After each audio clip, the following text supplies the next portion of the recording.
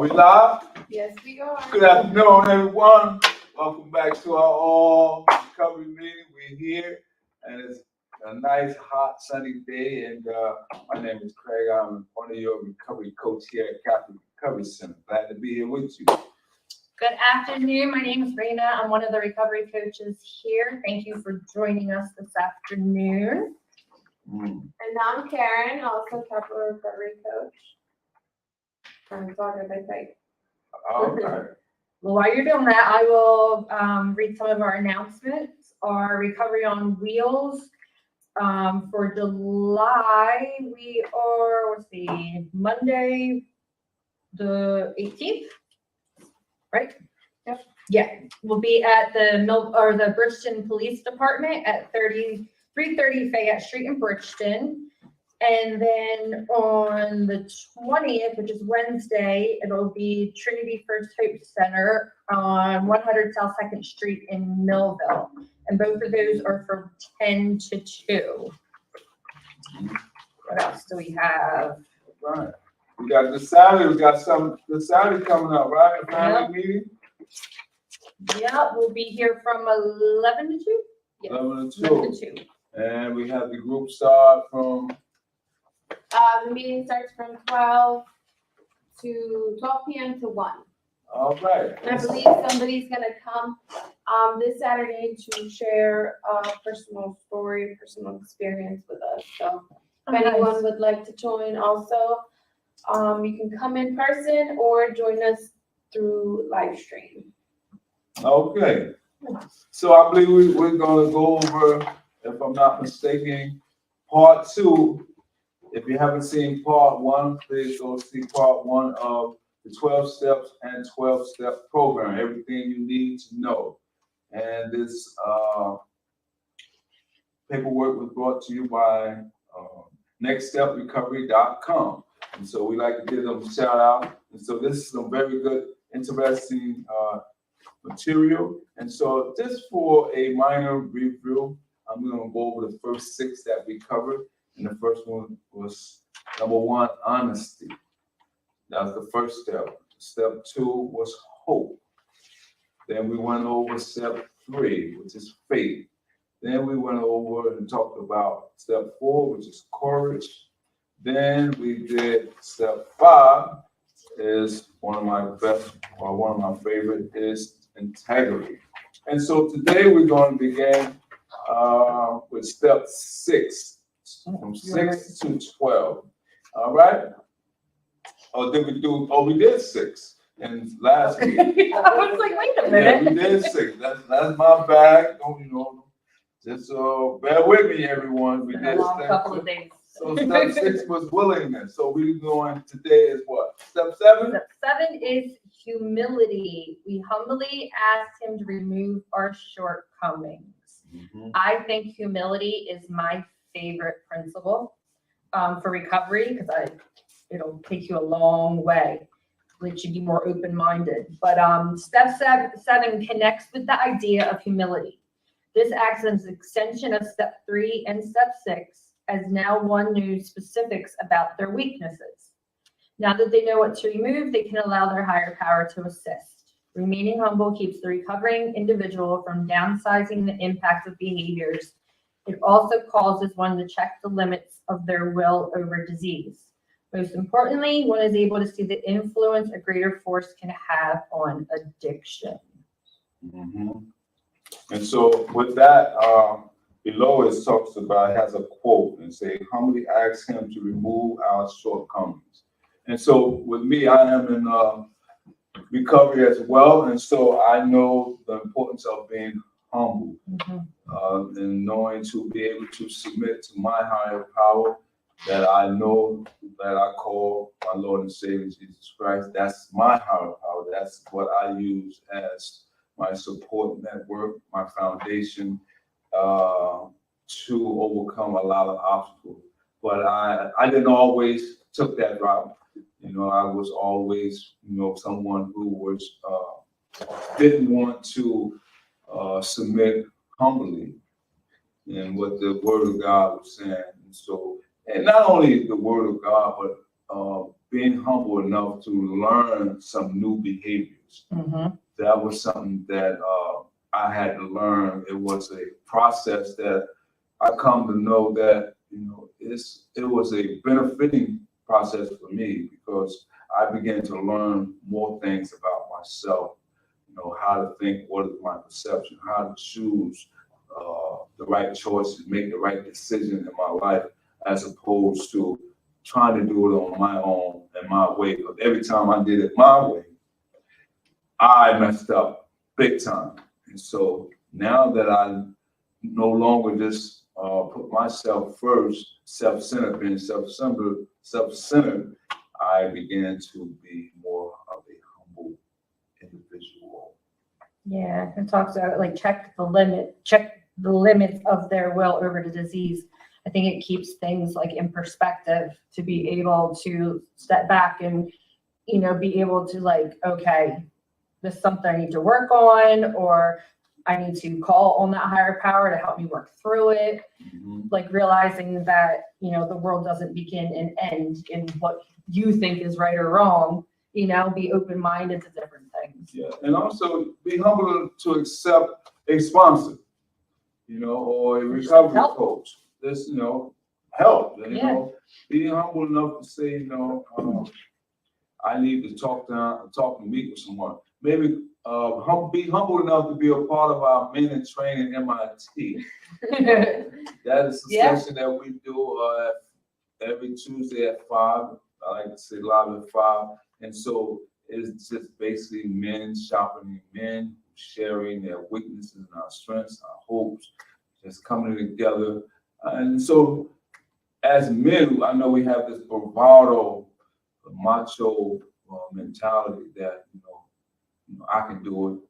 Because as men, we have this innate ability to think that I can fix it. You don't need the help. I can do it by myself. Got it. Yep. Fall back, but a lot of times, even in a relationship, we don't have to always fix things. Just be supportive and what the other person is asking. And I hear a lot of times too, like tough guys do not make it. Like if you're trying to act tough and harden and Finish put loud. on this like facade, it's just you need to break that wall down. Yeah, and so if we want to move on, all right, step 8. Anyone would like to take it?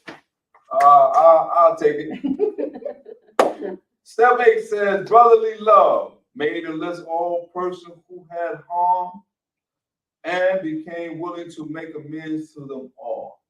Now, before I even read this, because I went over these steps, I attended 12-step program, NA, AA, and I know for a fact. I was telling Mike the other day when we was going over the first half that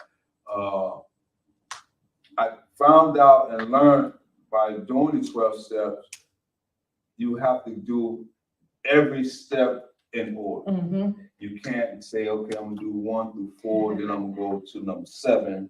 Yeah, we'll go back here. Yep, And so they're in order for a reason. and that's what I was taught. And so number 8 is something that I believe that's where I struggle with, because not saying that I wasn't willing to make amends with someone, but a lot of times if someone that live in another state or someone that you have a hard time locating, it's like almost saying that, well, how can I move forward if I haven't made amends to that person? And so, but this is how I made amends with the person that I heard the harm that I wasn't or am unable to make contact with. I take it to God. And then I put it all on the line and I give it to him. And I said, well, Lord, I ask that you forgive me on behalf of those who I've hurt or harmed. All right, I just wanted to share that. I didn't want to, get all mushy, but yeah. And so step 8, brotherly love. Step 8 is like a moral inventory of one's social damages. Guilt management is vital to averting one's destructive coping behaviors. As in step 4, this is a form of assessing guilt for hurting others and taking action to admit it. Person we had harm makes us accountable for the danger and of unmanaged addiction. Facing this truth gives the affected another chance for progress. So therefore, facing the challenge of knowing, I'm speaking, not just reading it, but facing this truth gives the affected another chance for progress. Me knowing that I must take responsibility, it allows me to move forward in my journey and recovery. So I just want to share that part. So as the article says, this external focus is a recurring theme in the 12 steps. Making amends for social harm is focused on doing good outside of themselves. This replaces addictive behaviors that tend to be self-serving. So it takes away, all the focus, putting all the focus or being self-centered on myself when I'm taking consideration of others. Eventually, one has less guilt and more motivation to improve the lives of others. Those in recovery can move forward, willing to improve their social connections, right? And so say, make a list of all persons we had harmed and became willing to make amends to them all. And that's kind of like where that humility is going to flow over into this step, because now that you've been able to take a look at yourself, it's like, okay, now we can move on and take a look how I harmed others. Right. And it was funny because like I've worked the steps as well, and up until this point, I found it much easier to look at all the bad about me, but I had a little more difficulty like dealing with what I had done to others. Like I felt more shame or guilt for the things I had done to other people than what I was doing to myself, or you know what I mean, my imperfections. That's a good assessment. Yeah, so it's a humbling experience because you have to put it down on paper, you know what I mean, and look at the different people that you hurt and how you hurt them and how you can like move on to and make those amends with them. Where was it? For danger and eventually going to go. Maybe it's something that you had said that I was thinking about. But well, it's more about step 9, I guess, anyway. But so if you want, we can move on. We can move step 9. You good? If Karen would like to be a part of step 9, we'll get her Yeah, I'll read it. involved. Sure. Step 9 is justice. Make direct amends to such people wherever possible, except when to do so would injure them or others. Step 9 drives an affected individual to take action to mend their social harms. 2 central themes apply here. Make direct amends wherever possible. Direct amends means one should give an in-person apology, attempt to fix the harm, and request forgiveness. Doing so provides an intentional gesture of goodwill. Yeah, and I think that's where I was going with. I was trying to remember what you said, but like making a direct amends to people, because I think a lot of times we come into sobriety or recovery and we're like, okay, I got to fix everything now, except like fixing stuff is the 9th step, not the 2nd one or the 1st one. You know what I mean? Like you said, it's in order for a reason. Not that we can't start making indirect amends, but making the direct amends is a little different, because you have to be able to address the person and legitimately show your remorse for what you've done and how you've hurt them. And if you're so caught in self, you're not going to be able to do that. And this is like something that I'm still working on. I've moved on in the step process, but like direct amends with my mother, direct amends with my cousin, which involves sitting down and having tear-jerking conversations, which is not the easiest thing to do. But it's also a very rewarding thing to do. The act of amends is not always possible, though. A recovering person may cause further damage to the affected person if they contact them. As such, you will have to assess if the specific relationship can put others in jeopardy. This can be mentally, physically, socially, or even legally if a crime was involved. Mhm. And further harm is if further harm is likely to be caused, it'd be wise to accept amends cannot be made. Indirect amends can be tried in some cases if in-person contact is too much of a risk. However, even indirect contact such as a letter may still not guarantee forgiveness. Acceptance practiced in earlier steps will help the recovering person let go of what they cannot control. By living in the world as is, we move towards healthier beliefs. Yeah, not causing more harm is like essential when doing this process. I sat down and with the 8 step and wrote a list of people I had harmed and how I harmed them. I'm not necessarily going to go to that person and read that list. There are things that I have done like my parents don't know about, and telling them would just it would just upset them more. You know what I mean? So it's not necessarily like, okay, I have to give you like the history of everything I've ever done that may have caused you harm directly or indirectly, because that could even cause more harm in itself. Yeah. It's more looking at the overall picture and, being able to like establish that you are aware of what you have done and to move on and, help correct it in that process. And it was that what you were saying about, for the person making the direct amends, you brought it to God instead and, had that conversation with him. And my sponsor is great with this kind of stuff. She has all kinds of clever ways to make amends to people, right? Because there's some people that, I owe amends who are no longer with us. They've moved on. Yeah. And like one was my best friend. He passed away when I was about 30 days clean. And I have been making amends by still spending time with his son. And, I visit the gravestone, just kind of talk to him like he's still there.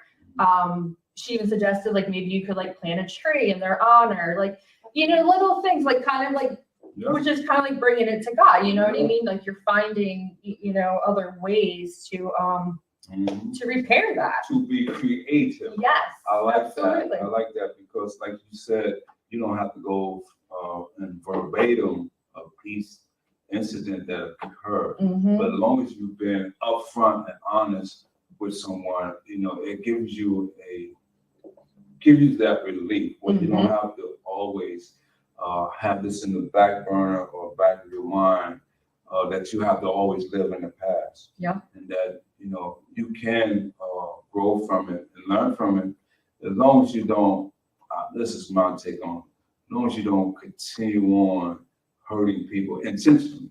Mhm. Now, if you do something unintentionally and you hurt someone, you still have to ask for their forgiveness, but always try to work on being a better person. That's my take on it. Absolutely. And would this entail also if someone's not ready to, forgive the person? Yeah. Yeah, because that's going to happen. Not everyone who's going to like open their arms and hug you Yeah. after you've made that amends. Yeah. And that's something that you just have to accept. It's like, okay, they're not there yet. I made that effort. Yeah. Maybe we can talk about this again in 6 months, or you know what I mean. So, like the article says, especially if a crime was involved, and if that crime was so severe that the victim or their relatives are still hurting, and can't come to grips of not letting go of what you have caused. That's something that you have to consider too.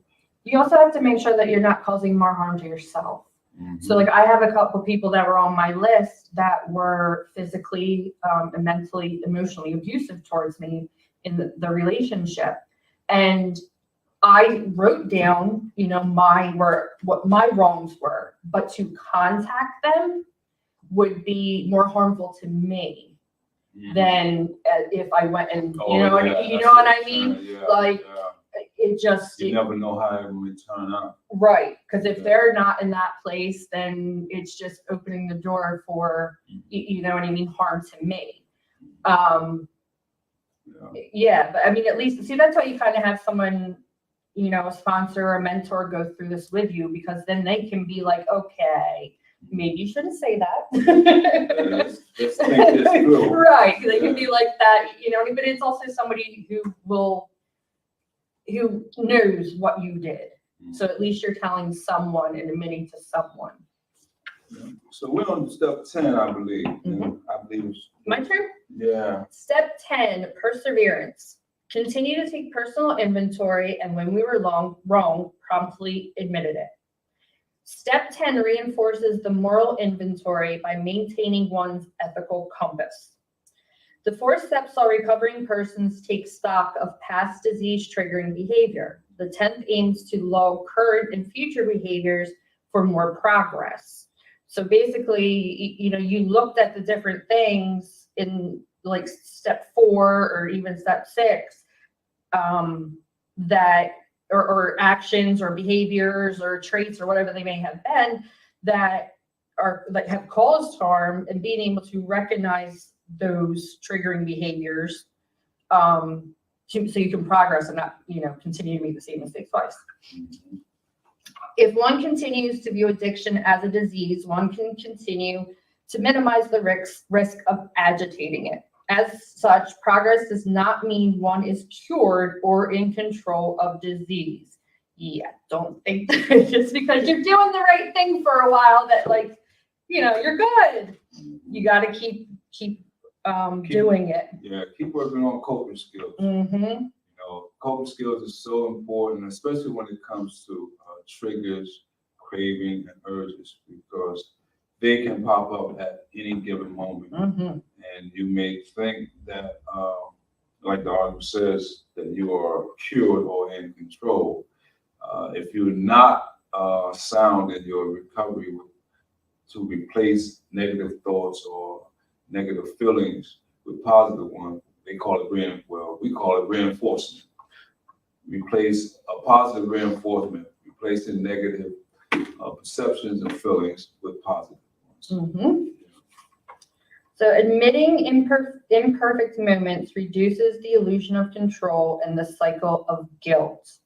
I like how they put that. Mhm. You know, when you immediately recognize that you have done something or said something, and are able to, you know, oh, I'm sorry, I didn't mean that. You know, maybe that came out wrong, or, you know, whatever it may have been.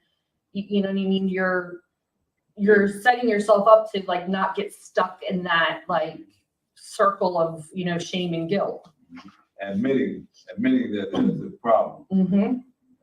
Yeah. And not, like, sitting on it and, you know, waiting for it to stew into something worse. Further, this type of admission to an external force keeps the affected accountable. Their higher power and the fellowship of 12 steps keep people focused on recovery. Absolutely. And I think too, like, you know, it's about having support as well that will call you on it. Yeah. Like I always say, like, if I'm doing something that's hurting you or something that, like, upset you or whatever, I'd rather you come and tell me so I can work on it so I don't do it again. If I don't know, I can't fix it. But sometimes we don't realize that we're doing it, you know, and I'd rather the person come directly to me and say, Raina, that you did this and it really upset me, than to go tell someone else and then me never be able to correct the behavior or work on it. Yeah, let's go back to intentional hurt or harm versus unintentional. Right. You know, and so we're going to move on, I believe, and we're going to deal with step 11, spirituality. Let's talk about that one. And so that's important as well. So it says, step 11, spirituality sought through prayer and meditation to improve our conscious contact with God as we understood Him, praying only for knowledge of His will for us and the power to carry that out. Mm-hmm. So that is a desire of mine, is to always allow God to take the wheel, you know. And so that's my higher power, you know, my Lord and Savior Jesus Christ. I like to say that because I that's what's dear to my heart. And so it's very important that I rely upon God to help me in every situation, because I'm human. I don't know all the answers. I can't, figure everything out on my own. But I know I can ask for human advice, but when I need spiritual advice, all right, don't start me preaching. Right. But on a serious note, it says, step 11 continues the trend of talking and listening to a higher power. These concepts are established in the following terms. There's 3 bullets they make mention. First bullet talks about prayer. Second one, meditation. And the third one is conscious contact. As stated previously, spiritual language is purely for individual to define. It's up to you how you define your spiritual connection with God and how you go through that process. And so prayer, meditation, conscious contact, or reading, studying the Word of God, that can be your form or method of having a spiritual relationship or communion with, or here it talks about spiritual language. And that is basically a communion you have, just like you and I, or we have in here, we have a communion relationship with our Lord. This next line is what I was about to say. Okay. So go ahead. Where it talks about, however, it helps to think of prayer as talking and meditation as listening. Right. So when you're praying, you're talking to your higher power. Yeah. The meditation is you sitting and listening to Yeah. that higher power. Wow, that's very important that you say that, Mhm. because I read somewhere where it says not only do we pray to God for whatever it may be, but also wait for a response. Mm-hmm. It's one thing to take, things in prayer, but do we wait on the response, or do we go ahead and take things into our own hands? Right. All right. It's a conscious contact with a higher power simply means talking and listening with intention, with the goal of growth in mind. One must use talking, listening, and reflection as tools. Being humble is the key to progress here. Intentional listening requires humility. The same applies to asking for help or sharing aspects of guilt, burden, and gratitude. Oh, there go that word gratitude. Mm-hmm. Is that where you get that from? That's it. Great Right. adage we'll never use. One of the first things I was taught in recovery. Wow. Yep. And so they have a quote here. It says, sought through prayer and meditation to improve our conscious contact with God as we understood him, praying only for knowledge of his will for us and the power to carry that out. And I love that they talk about God is like, we understand him, because Right. everybody's Right. concept of that is different. Totally You different. know what I mean? Like my higher power is more of a nature Mhm. type of thing. And sometimes like that higher power can work through other people. Yeah. So it's like important like to keep that open-mindedness and humility when people, Yeah. trying to help. I like what you just said. I mean, it applies to how you see your higher power, Mhm. but the aspect of nature, the therapeutic aspect of it, Yeah. is so helpful to a lot of people, Mhm. and so just as we would look at the wonder of the creation of God, that is very therapeutic, because you look at, the heavens, like the terrestrials, the stars, the moon, the earth, and you say, wow. Then you see all the You're things. just that a are- little small piece of that. Yeah, and so it is very therapeutic. Yes. All right. So number 12, we'll leave that to Karen, and we'll sum it up, I believe. Step 12 is service. Haven't had a spiritual awakening as the result of these steps. We try to carry this message to alcoholics and to practice these principles in all our affairs. Step 12 aims to reinforce one's internal lessons while externally guiding others. Yeah, there's a phrase in my 12-step fellowship that you can only keep what you have by giving it away. Absolutely. So, you know, all that serenity, all that peace, all that, you know, what's the word I'm looking for? Recovery, I guess, is great, but now it's time to turn around and put your hand out to help the other person up to get to that. And we do it freely Mm-hmm. without no cost. Yep. Yeah. These two themes capture the message. Carry this message to alcoholics. And addicts.